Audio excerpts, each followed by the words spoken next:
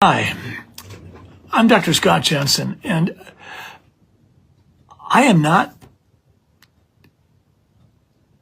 exaggerating when I tell you, if you're a patient, your doctor,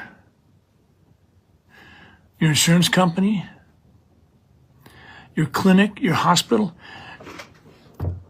we can all get paid more if we make you sicker. And I think you need to understand that.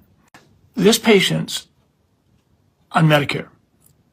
His insurance company will get paid more by Medicare if this patient is seen as more sick.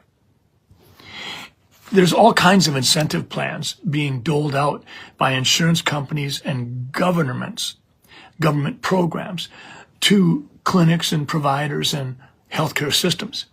For instance, one of them that you may have heard of is if a clinic can hit a certain threshold level of patients taking a certain kind of vaccine, they get paid a chunk of money for each one of those patients that took the vaccine.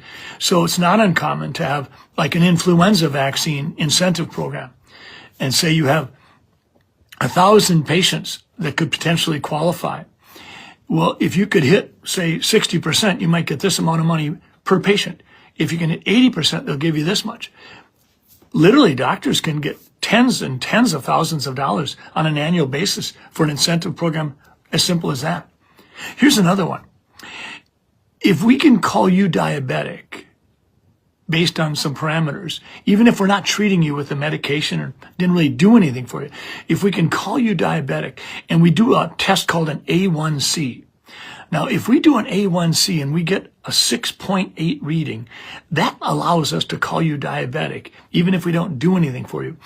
And when a person has diabetes, generally a doctor or a clinic will get a good mark if they can keep that person's A1C less than 7.5, sometimes less than 8, sometimes less than 7.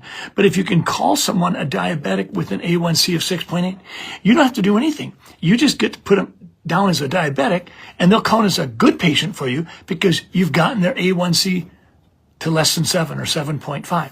So all of a sudden, you've got this bizarre incentive to call as many of your patients as possible as diabetics. Here's another monitor.